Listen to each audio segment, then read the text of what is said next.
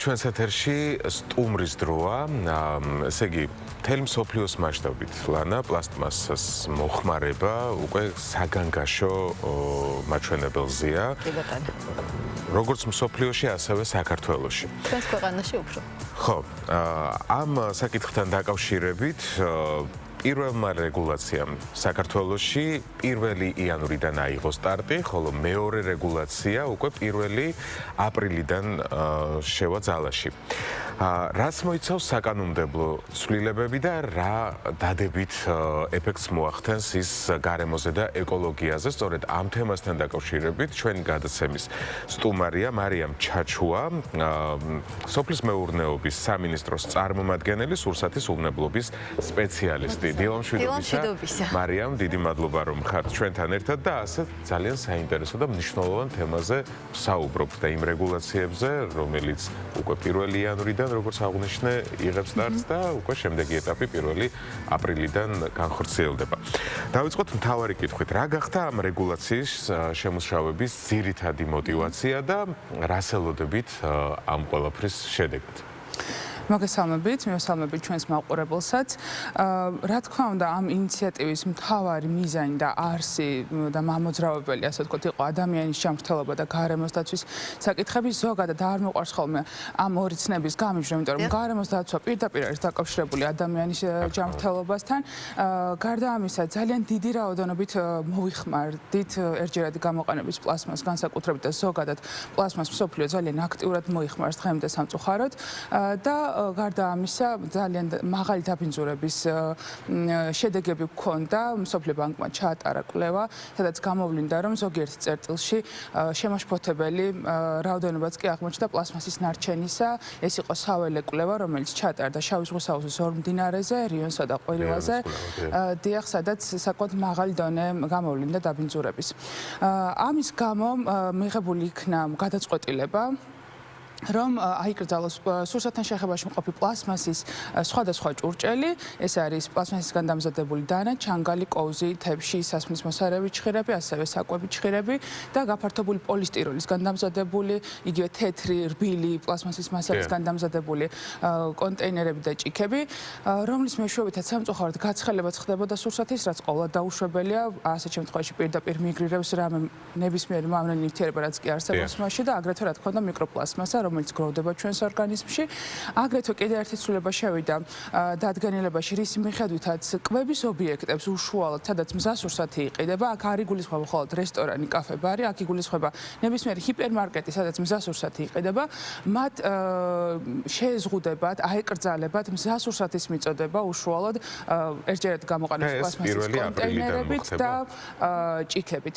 გარდამავალი პერიოდი გათვალისწინებულია, აკრძალვა რაც შეეხება წარმოებას, იმპორტს და ასე ვთქვათ რეალიზაციას, ზოგადად შევიდა 1 იანვრიდან, მაგრამ რეალიზაციისთვის ბაზარზე განთავსებისთვის არის გარდამავალი პერიოდი. რათა მათ, ვისაც უკვე შეძენილი აქვს მარაგები, მათ მიეცეთ საშუალება, რომ რეალიზაცია მოახდინონ ამ პროდუქტების. თუმცა იმპორტი და წარმოება, თუ წარმოება არ არის ექსპორტისთვის გამიზნული, უკვე 1 იანვრიდან ჩაიკეტა. 3 თვე არის გარდამავალი პერიოდი მათთვის, ვისაც ვთქვათ უკვე იმპორტირებული აქვს და ზირთად ეს არის მაინც იმპორტირებული პროდუქცია, რომ განათავსონ ბაზარზე ის პროდუქტები და ის ჭურჭელი, რომელიც ჩამოთვალე პლასმასისგან დამზადებული, ხოლო კვების ობიექტებს ეძლებათ 6 თვე, რათა მათ ჯერ კიდევ გამოიყენონ ის მარაგები, რომელიც უკვე აქვთ, რომ მზასურსათი მიაწოდონ ერთჯერადი გამოყენების პლასმასის კონტეინერებით და ჭიქებით.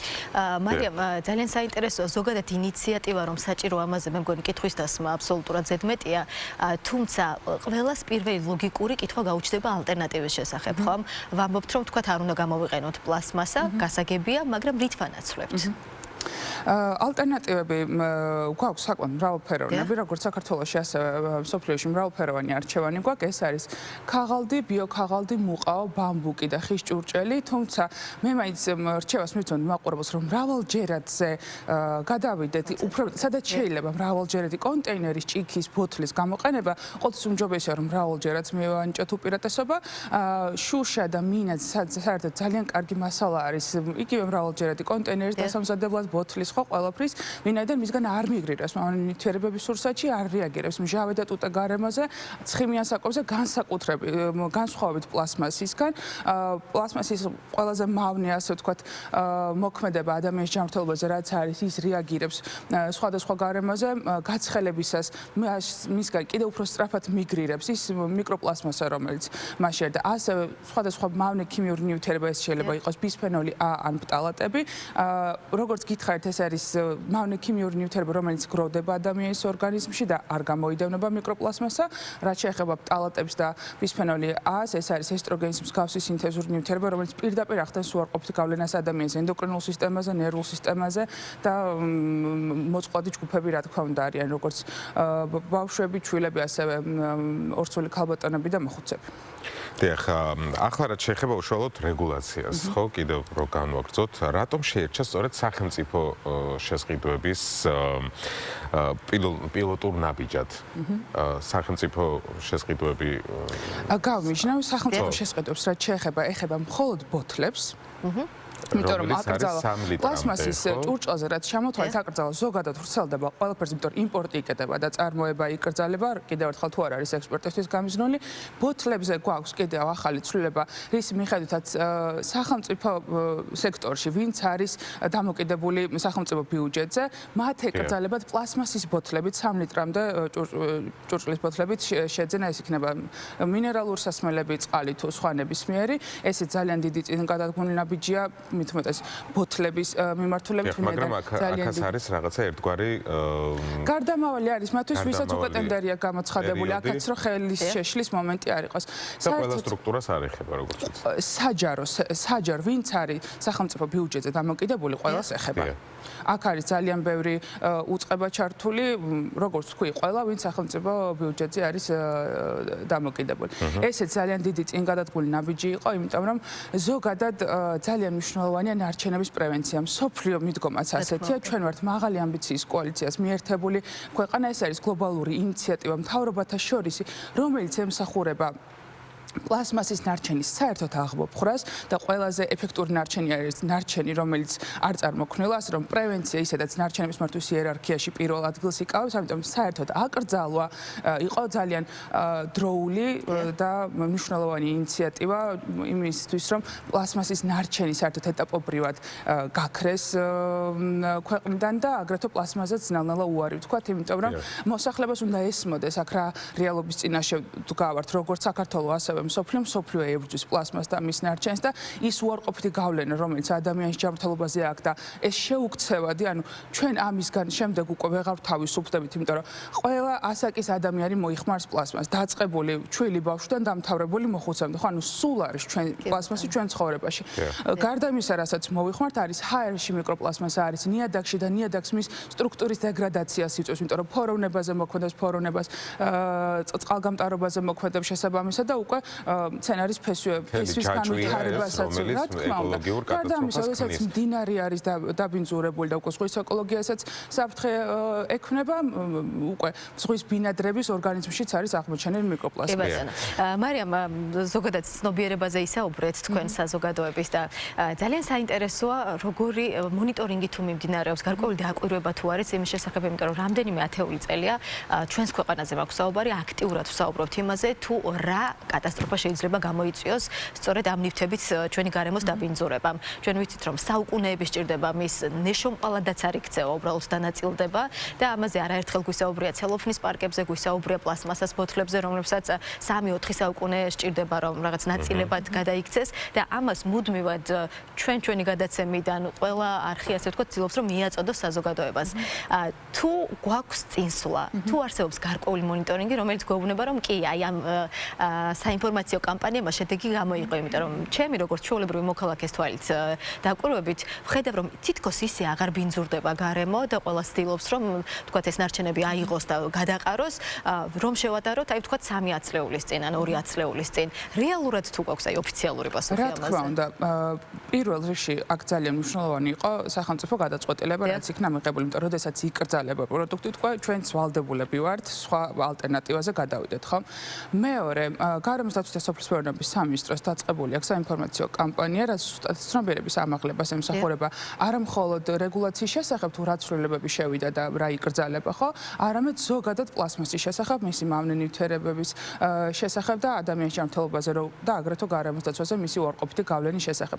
გარდა ამისა, გარემოს დაცვის და სოფლის მეურნეობის სამინისტროს აქვს SIP, გარემოს დაცვითი ინფორმაციის და განათლების ცენტრი, რომელიც ძალიან აქტიურად მუშაობს როგორც გარემოს დაცვით მიმართულებით, აგრეთვე აგრარული მიმართულებით ცნობიერების ასამაღლებლად, სკოლაში, სკოლამდელი აღზრდის პედაგოგებთან, ასევე უნივერსიტეტებთან და სხვადასხვა დაწესებულებასთან, რაც ძალიან ეფექტურად, ასე ვთქვათ, იმართება, იმიტომ რომ უკვე მოსწავლეები არიან ჩართულნი, უკვე მათ ეს ცნობიერებაში, აი ძალიან მნიშვნელოვანია, რომ ახალგაზრდა თაობასთან იყოს ეს ძალიან კარგად, ასე ვთქვათ, ცნობიერება ამაღლებული, ვინაიდან მდგრად განვითარების, ასე ვთქვათ, ხელშემწყობის სწორედ ჩვენი თაობა არის და ახალგაზრდა თაობა, რომელზეც დგას, ხო, მომავალი, ამიტომ ძალიან მნიშვნელოვანია, რომ მდგრადი განვითარების პრინციპები და მიზნები მათ ძალიან კარგად ესმოდეთ და მე შემიძლია თამამად თქვა, რომ უკვე ცნობიერება საკმაოდ შეცვლილია, იგივე დანაგვიანების მიმართულებით, იგივე პლასმასზე უარი ძალიან ბევრმა კომპანიამაც თქვა, არა მხოლოდ მომხმარებელმა.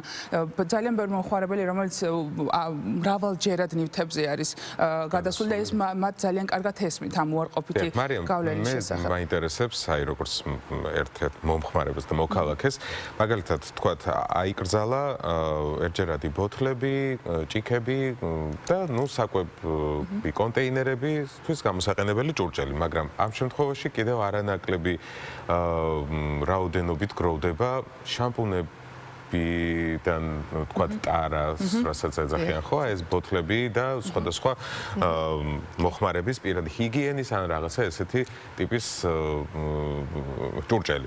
აი ამ ნარჩენებზეც თუ იგეგმება სამომავლოდ რამე სახის რეგულაცია, იმიტომ რომ ეს საკმაოდ რთული იქნება, იმიტომ რომ ძირითადად იმპორტირებულია, ხო, ეს პლასტმასის ჭურჭელში ეს ყველაფერი. აი ამის მიმართულებით თუ გაქვთ რაიმე ცნობა, რაც შეიძლება სამომავლოდ ჩვენი ქვეყნის სასარგებლოდ იყოს წარმოჩენილი. ამ ეტაპზე აღნიშნული რეგულაცია და აკრძალვები ეხება სურსათან შეხებაში მყოფ პლასმასებს, ვინაიდან გარდა გარემოს დაბინძურებისა, ადამიანის ჯანმრთელობასაც ძალიან დიდი ზიანი ადგება, როგორც ვთქვი, პლასმასის ყოველდღიურად მოხმარების შედეგად. შემდეგი ეტაპი ისევ ბოთლებს ეხება, როგორც ვთქვი, ამ ეტაპზე საჯარო სექტორზე არის გავრცელებული, მაგრამ იგეგმება და მიდის მუშაობა ზოგადად როგორ შევამციროთ პლასმასის ბოთლების მოხმარება, რომ ვთქვა, რომ უკვე იგეგმება, ვთქვათ, სხვა ნივთებზეც, რომელიც არ არის სურსათან შეხებაში, ამ ეტაპზე გამიჭირდება, თუმცა ზოგადად პლასმასის მოხმარება რომ უარი ვთქვათ, ამ მიმართულებით ნამდვილად მიდის მუშაობა, Zero Waste აგრეთვე გლობალური ინიციატივა, რომელსაც და მიდგომა, რომელსაც ჩვენს ვიზიარებს სწორედ რომ პრევენციას გულისხმობს პლასმასის გამოყენების, ასე რომ ქვეყანა საერთოდ მიდის ისევე როგორც მსოფლიო პლასმასის ტენდენცია ასეთია და რა თქმა უნდა, სხვადასხვა ახალ რეგულაციას უნდა ველოდოთ, რომელიც ადამიანის ჯანმრთელობისთვის და გარემოს დაცვისთვის იქნება პრიორიტეტული და სასარგებლოდია. რა თქმა უნდა, ძალიან დიდ წარმატებებს გისურვებთ თქვენ. ჩვენს ქვეყანას, რა თქმა უნდა და ეს Zero Waste-ის კამპანია, ასე რომ ვთქვათ, ძალიან მნიშვნელოვანი არის ჩვენი ეკოლოგიისთვის, ფლორისთვის, ფაუნისთვის და ზოგადად ყველასთვის. მადლობა მარიამ, ჩვენს მაყურებელს შევახსენებ, რომ ჩვენ საუბრობდით იმ რეგულაციაზე, რომელიც ეხება პლასმასას და რომელიც ამოქმედდა პირველი ნაწილი 1 იანვარს, მეორე ნაწილი კი 1 აპრილიდან შევა ძალაში. ჩვენი სტუმარი კი გახლდათ სურსათის უვნებლობის სპეციალისტი მარიამ ჩაჩუა. მარიამს ვემშვიდობებით.